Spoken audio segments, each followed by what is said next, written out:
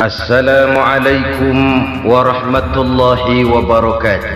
Waalaikumsalam warahmatullahi wabarakatuh. Bismillahirrahmanirrahim. Alhamdulillahi rabbil alamin.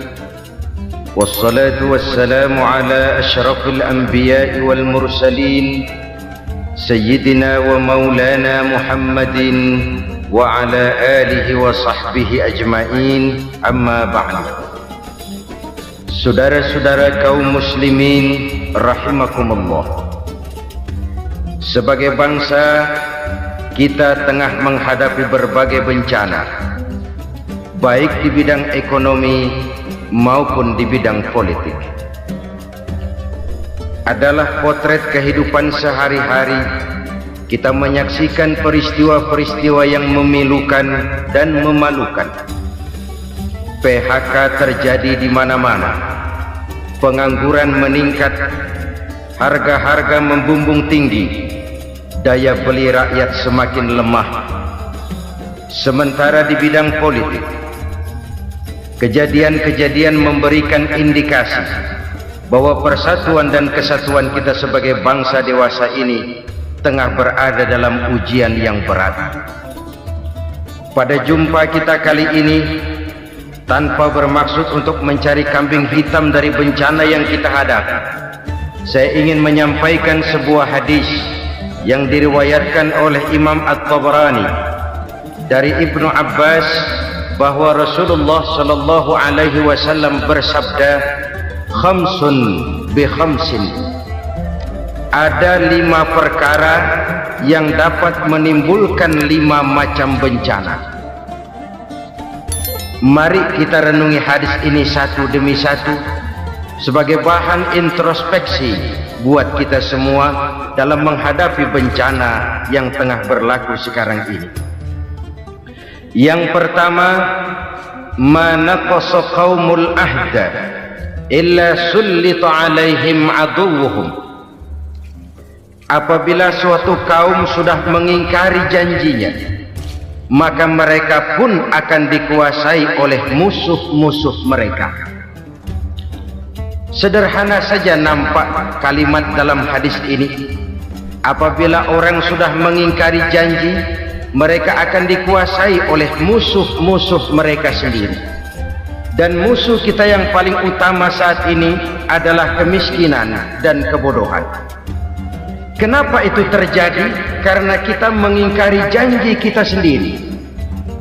Di saat awal-awal berdirinya Orde Baru, kita pernah berjanji untuk melaksanakan Pancasila dan Undang-Undang Dasar 45 secara murni dan konsekuen. Kita berjanji bahwa kita akan menegakkan pemerintah yang bersih dan berwibawa. Itu semua pada permulaannya.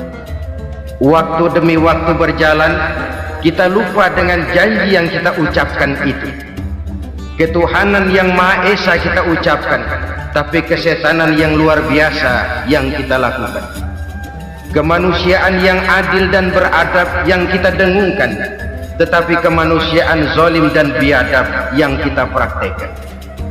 Sederhana saja saudara, hampir setiap pejabat pada posisi-posisi kunci, di awal-awal ia memangku jabatan itu, biasanya ia mengucapkan sumpah dengan lafaz demi Allah, bahwa dalam melaksanakan jabatan ini saya tidak akan menerima hadiah atau pemberian dalam bentuk apapun. Itu pada permulaannya. Lama-lama rupanya hadiah itu asik juga, mulai diterima. Lama-lama dirasa kurang, mulai menagih. Dan akhirnya terjadilah praktek yang disebut suap menyuap, semir menyemir, dan lain sebagainya. Kalau ini sudah menjadi kenyataan, bagaimana kita mau menegakkan pemerintah yang bersih dan berwibawa?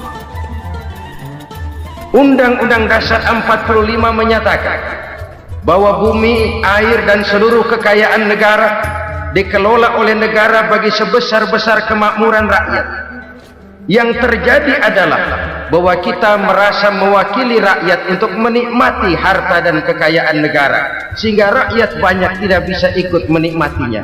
Menumpuklah harta itu sehingga terjadilah pepatah, gunung ditimbun, sumur digali, yang kaya semakin kaya, yang miskin semakin terpuruk. Kita ingkar dengan janji yang kita ucapkan di awal-awal kita bergerak. Kita ingkar dengan janji pada saat kita mengatakannya dengan menyebut nama Allah, dengan mempertaruhkan nama Tuhan, sehingga pada akhirnya jabatan pun mengalami tender. Sudah menjadi rahasia umum, orang mau jadi lurah mesti mengeluarkan uang, mau jadi camat mesti mengeluarkan uang, mau jadi wali kota, bupati, bahkan gubernur, itu ada pasarannya. Secara logika, kalau orang memperoleh satu jabatan karena banyak mengeluarkan uang, tentu pada saat ia mengeluarkan uang, ia sudah punya pemikiran, modal pasti pulang, modal pasti kembali. Kalau orang memperoleh suatu jabatan karena banyak mengeluarkan uang, maka langkah pertama yang dia lakukan setelah memangku jabatan itu ialah bagaimana uang bisa kembali, bagaimana modal bisa pulang. Kalau modal sudah pulang, pikiran berikutnya bagaimana supaya dapat untung. Lalu kapan mau bekerja untuk kepentingan rakyat, itu nomor 18. Kemudian kalau ada proyek-proyek besar, pertanyaannya ialah bukan apakah proyek ini bermanfaat bagi rakyat, apakah proyek ini layak untuk diteruskan, tetapi yang jadi pertanyaan paling utama ialah bagian saya berapa duit dari proyek ini. Kita bisa lihat proyek, mega proyek lahan 1 juta hektar di Kalimantan Tengah, triliunan rupiah, dan proyek itu gagal. SD Impres bulan ini diresmikan, bulan depan retak.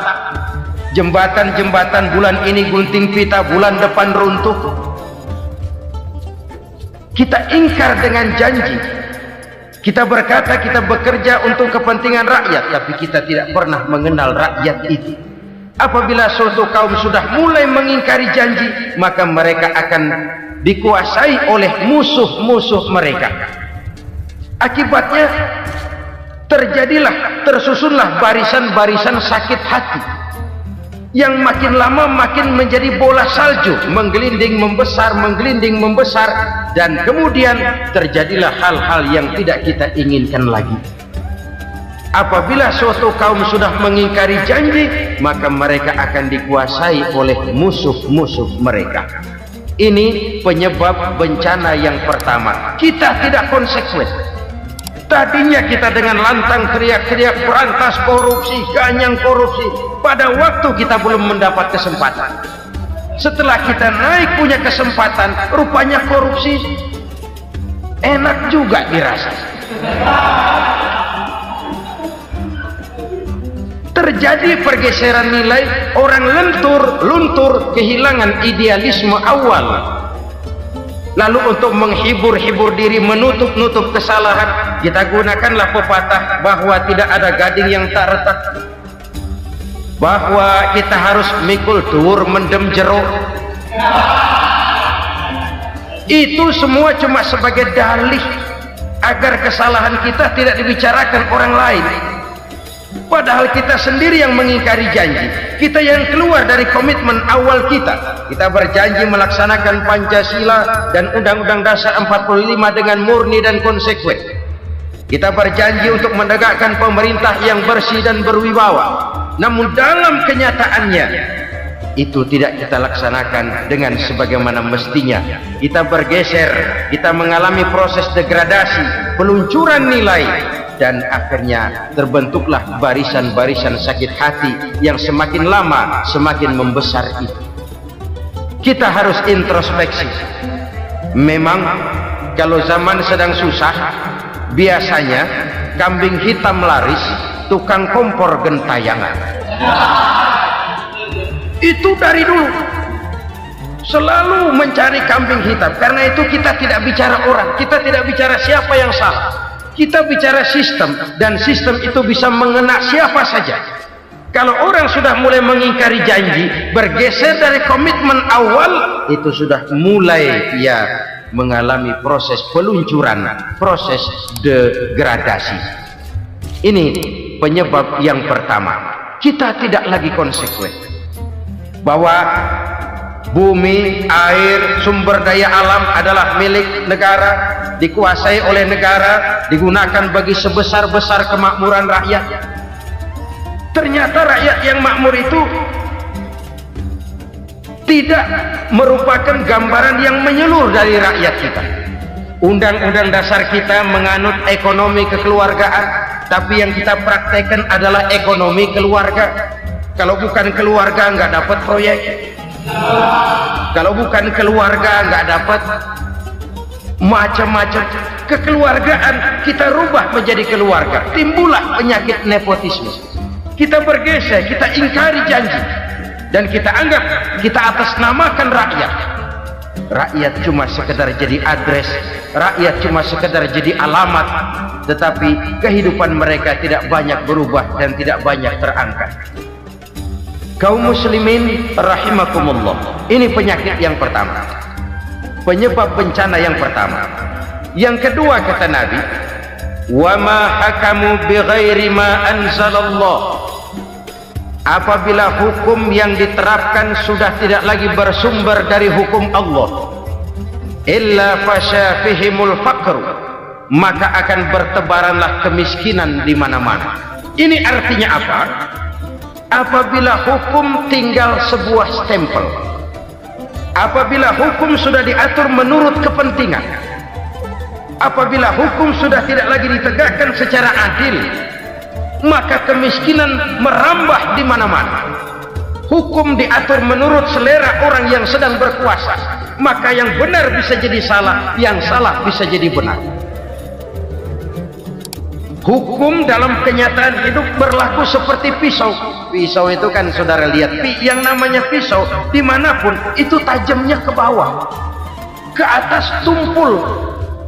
Kalau hukum itu, kalau untuk rakyat, hukum itu tajam bukan main, cepat sekali dilaksanakan.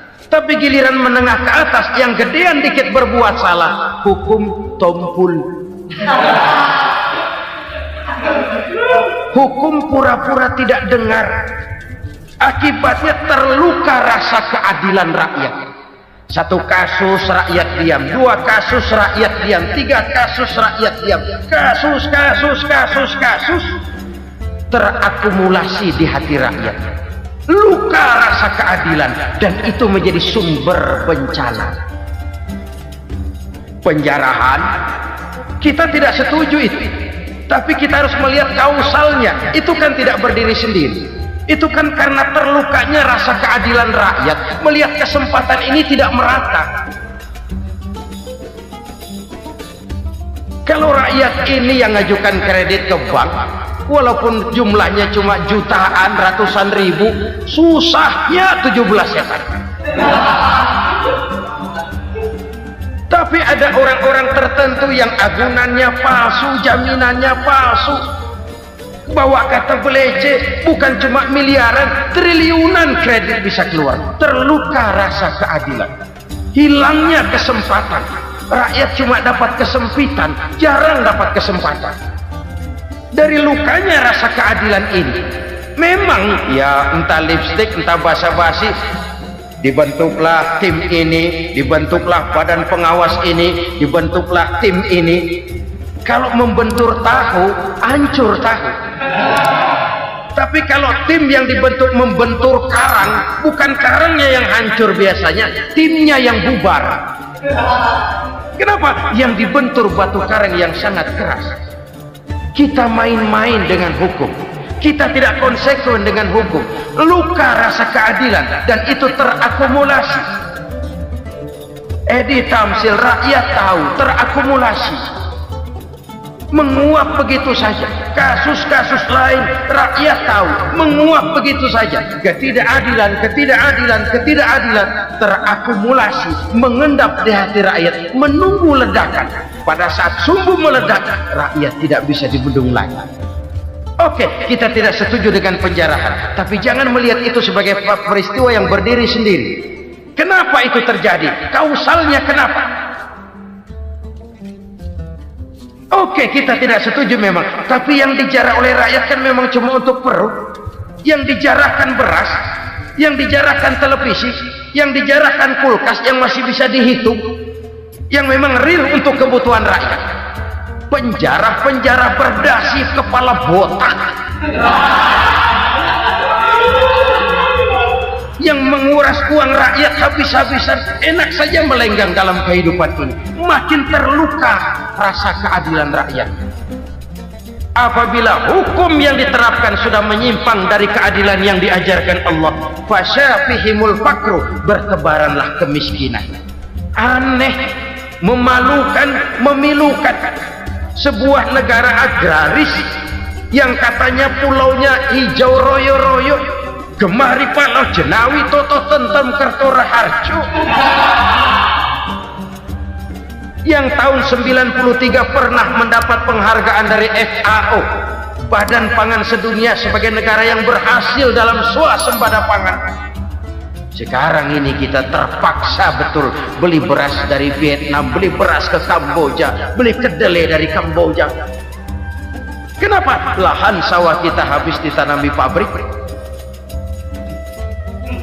Teknologi kita, teknologi loncatan yang non-applied, tidak terpakai oleh kita. Lantas lahan yang tidak bisa kita tanami, kita paksakan lahan-lahan gambut menjadi tanah pertanian yang subur dengan biaya triliunan, dan kita gagal. Kita cari jarum dan kapak hilang. Kita mau jadi negara industri dengan loncatan teknologi yang maju, kita lupakan pola pijak kita sebagai negara agraris, dan akhirnya kita kecolongan. Lihatlah dewasa ini, rakyat kita antri sembako di mana-mana. Di sebuah negara agraris, ketidakadilan melahirkan kemiskinan, kemiskinan moral dan kemiskinan material. Kemiskinan moral, rakyat nggak percaya lagi sama pejabat. Rakyat mengalami krisis figur. Orang, alah lu ngomong dah sama ember.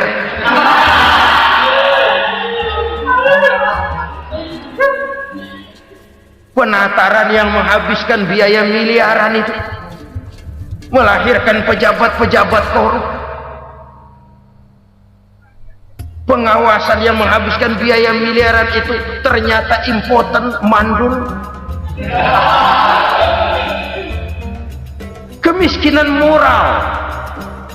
Jujur saya berkata, saudara-saudara, setelah pintu reformasi dibuka, itu yang masuk memang macam-macam.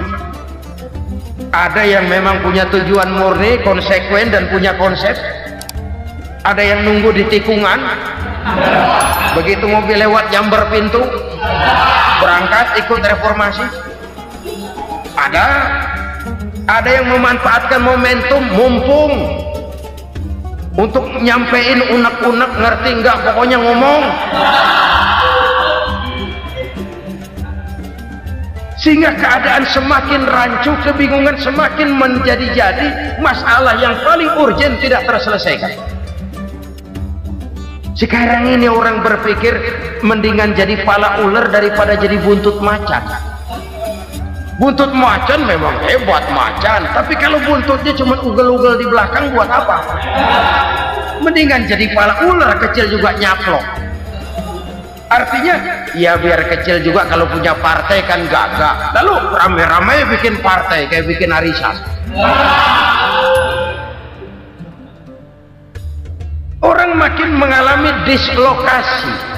Semua mau jadi pahlawan, semua mau nomor satu, semua ngomong. Iya kalau bidangnya, kalau bukan makin rancu. Marilah lewat kesempatan ini saya mengajak kita untuk tahu diri. Biarkan politisi ngomong politik, biarkan ekonom menata ekonomi, biarkan praktisi bicara soal hukum, biarkan rakyat munajat, istighfar, mohon pertolongan Allah. Tahu diri kita. Kalau memang ayam, kukuruyuk aja dah. Kalau memang kucing, ayo ngeong. Kalau kambing, silahkan ngembe. Udah tahu ayam, ngeong bunyinya. Suaranya palas, orang nggak ngerti, bingung, makin menjadi-jadi. Ibarat kesebelasan sepak bola bangsa kita sekarang ini, rame-rame mau bikin gol, kiper ikut nyerang sekarang. Memilukan dan bahkan memalukan. Wa ma hakamu bighairi ma anzalallah illa fasha fihimul faqru. Kalau hukum yang diterapkan sudah menyimpang dari keadilan yang diajarkan Allah, bertebaranlah kemiskinan di mana-mana. Coba sekarang ini, yang punya duit bingung, apalagi yang kagak punya duit. Yang pengusaha gede ngeluh, apalagi yang pengusaha pas-pasan. Yang kagak punya beras, yang punya beras saja masih bingung, apalagi yang nggak punya beras. Ini sudah demikian merata. Dulu kita kagum mendengar konglomerat kelas wadah, kelas-kelas yang seakan-akan cuma ada dalam khayalan mereka, punya kekayaan miliaran dolar, triliunan. Sudahlah, seolah-olah nggak terjangkau sama kita. Weh, ternyata yang gede-gede itu juga gede utangnya.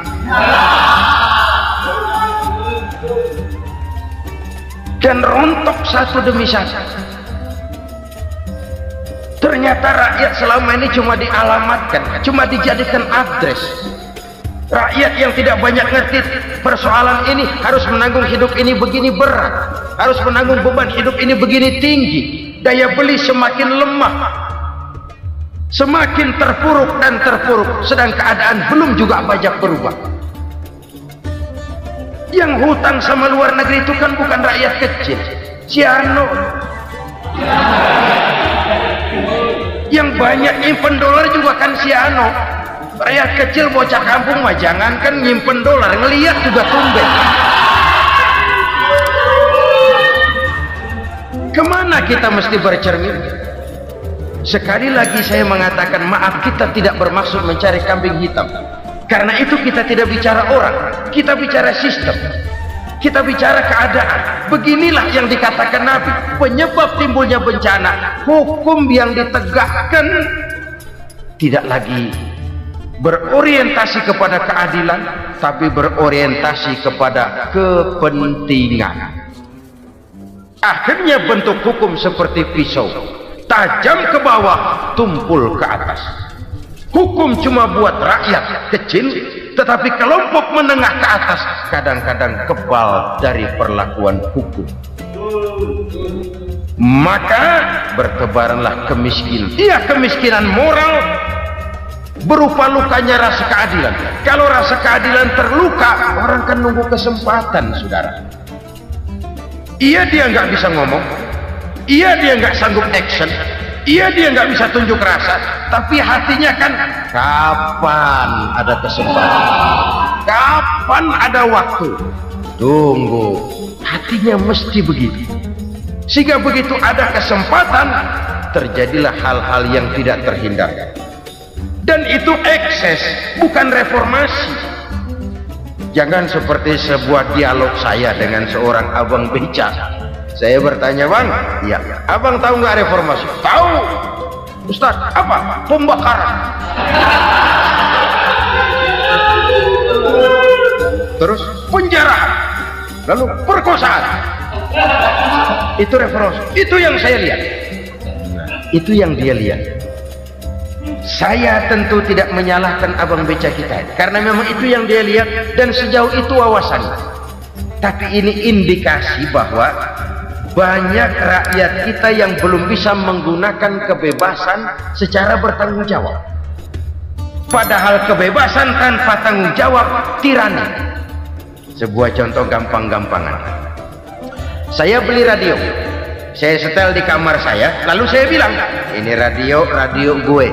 Yang beli gue, pakai duit gue setel di kamar gue, sekeras-kerasnya, gak ada urusan sama orang lain. Itu kata saya.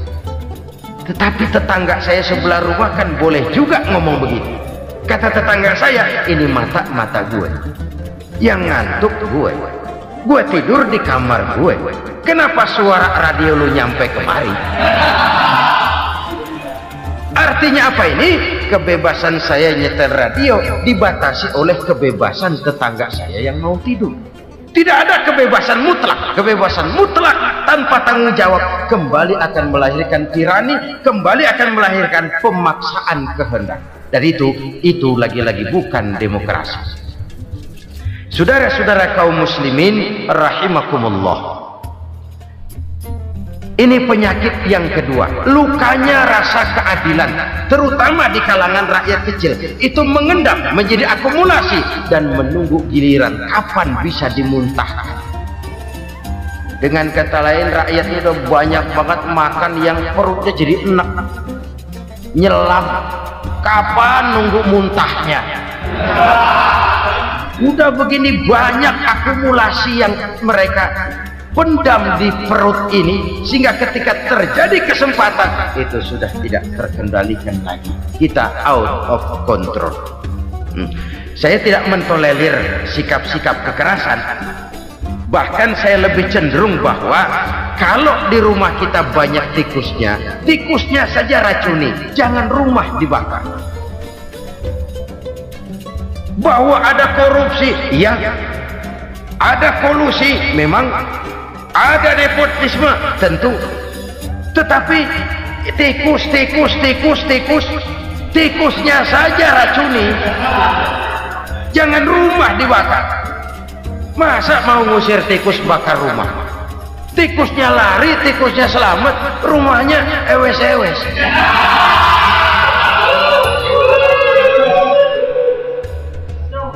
Tikus selamat, rumah nggak punya, masalah nggak terselesaikan dengan sebagaimana yang kita harapkan.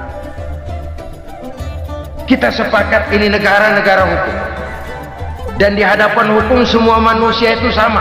Itu prinsip yang diajarkan Allah. Al-musawat bainan nas fi takalifil ahkam. Semua manusia sama dalam berhadapan dengan hukum Allah Subhanahu wa ta'ala. Kalau hukum sudah pandang bulu, itu jelas yang enak yang banyak bulunya. Siapa yang banyak bulunya? Monyet. Kalau hukum pandang bulu, monyet keenakan. Saudara-saudara kaum muslimin rahimakumullah, introspeksi. Mari kita bercermin bagaimana perjalanan hukum selama ini.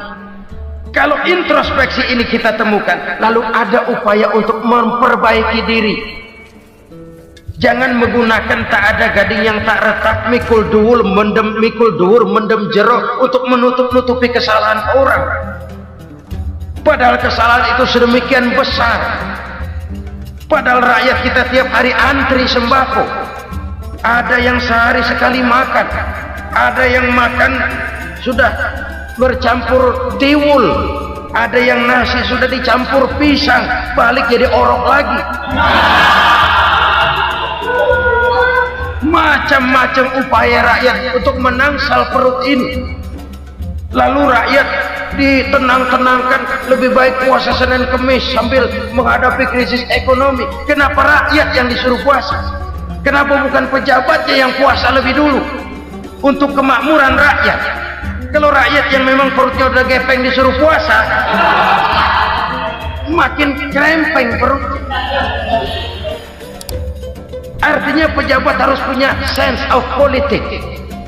Ya, tidak ada. Puasa itu kan tidak cuma Senin Kemis saja. Puasa itu puasa perasaan, puasa menghargai perasaan yang sedang kondisi yang sedang dihadapi oleh rakyat. Bagaimana rakyat yang tengah antri sembako melihat pejabatnya lewat dengan mobil yang harganya sampai 1 miliar. Oh, inilah pemimpin saya. Luka lagi rasa keadilannya. Kita tidak tenggang rasa. Puasa dalam artian itu pun akan menolong menegakkan semangat kebersamaan, membentuk semangat kebersamaan. Saudara-saudara kaum muslimin rahimakumullah, penyebab bencana yang ketiga dikatakan oleh baginda Nabi, wala dhaharat fihimul fahishatu illa fasha fihimul maut. Apabila kekejian telah merajalela, maka maut bertebaran di mana-mana. Kita renungi butir kalimat dalam hadis ini. Apabila kekejian telah merajalela, maut bertebaran di mana-mana. Begitu murah arti sebuah kehidupan. Penjarahan untuk hal-hal yang kecil tapi sampai mengorbankan nyawa. Apabila kekejian sudah terjadi di mana-mana, maut pun bertebaran. Maut dalam arti berpisah ruh dengan jasad, tapi juga maut dalam arti orang bisa mati karirnya, orang bisa mati usahanya, orang bisa mati kesempatannya karena perbuatan-perbuatan keji yang selama ini tidak terbendung. Lahirlah teori mafia. Siapa yang kuat dia yang berkuasa, siapa yang lemah dia menjadi mangsa. Proyek-proyek besar yang menang tender itu ya dari itu ke itu saja. Yang pengusaha-pengusaha tidak punya koneksi, tidak bisa bayar komisi, dapat proyek tetelan. Ada dagingnya dikit, namanya juga tetelan. Dagingnya sudah habis disantap oleh meja. Sekian puluh meja dilalui, sekian puluh amplop dikeluarkan. Sehingga yang akhirnya ya tinggal tetelan itu tadi. Maka kualitas pekerjaan pun sudah bukan lagi jadi masalah. Demikianlah mafia-mafia ini bermunculan di mana-mana.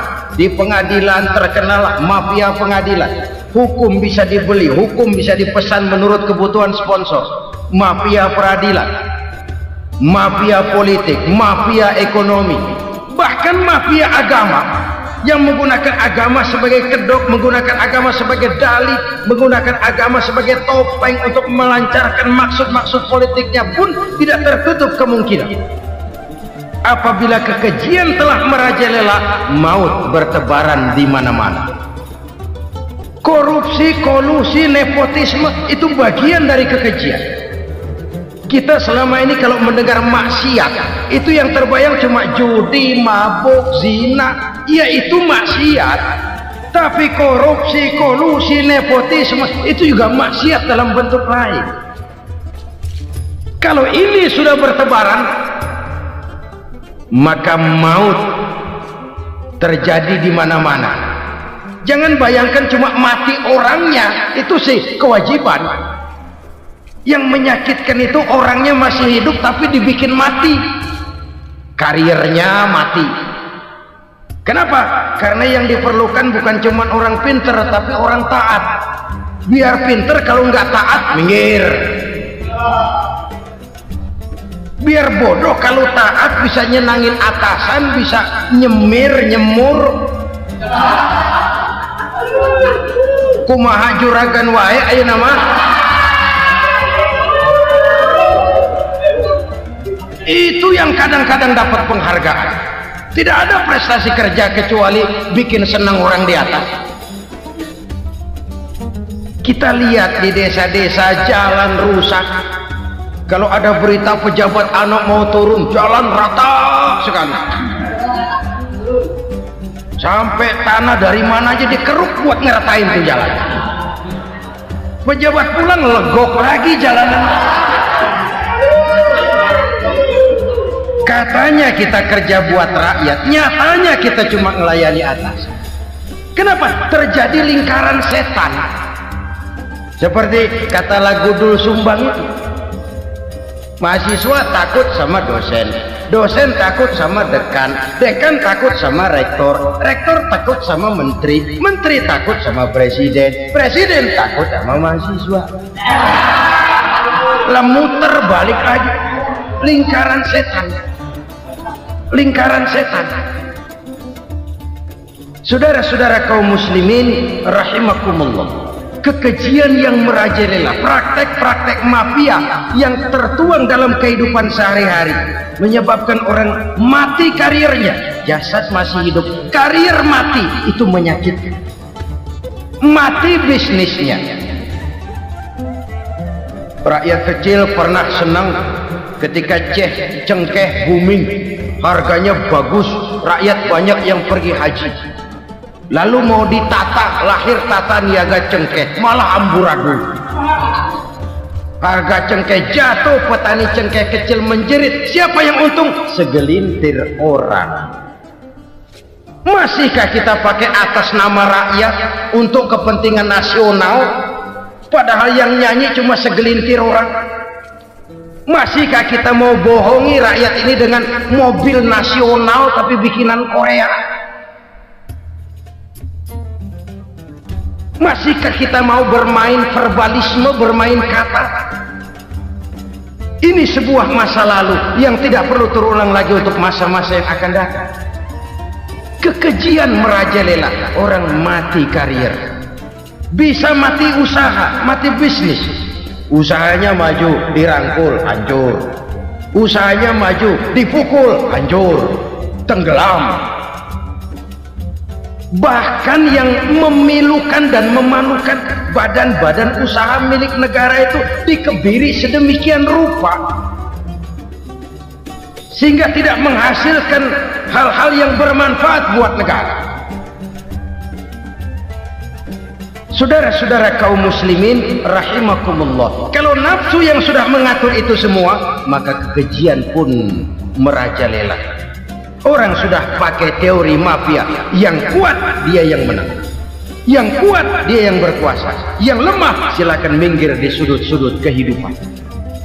Kalau kekejian seperti ini merajalela, maut bertebaran di mana-mana. Banyak orang mati karirnya, banyak orang mati usahanya, banyak orang mati imajinasinya. Sekarang ini dalam dunia seni yang banyak karyawan seni, bukan seniman. Seniman itu kan dilahirkan, lain seniman, lain karyawan seni. Sekarang yang banyak karyawan seni, bukan seniman. Mati karir, mati imajinasi, mati improvisasi, sehingga kehidupan persis sinetron. Sinetron itu yang kita lihat rumah mewah, yang kita lihat rumah bagus. Gak pernah kita lihat di sinetron kita ini rakyat antri sembako. Kita dijejali hal-hal yang indah, yang wah, yang membuat kita tenggelam dalam gaya hidup instan, tenggelam dalam gaya hidup wah. Kita lupa dengan realitas keseharian di tengah-tengah masyarakat kita.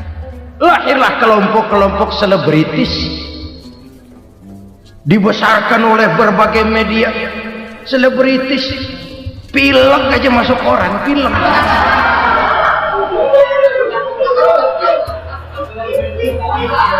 Rakyat yang pingsan antri beras nggak masuk koran. Rakyat yang semaput antri minyak nggak masuk koran. Selebritis panok masuk koran.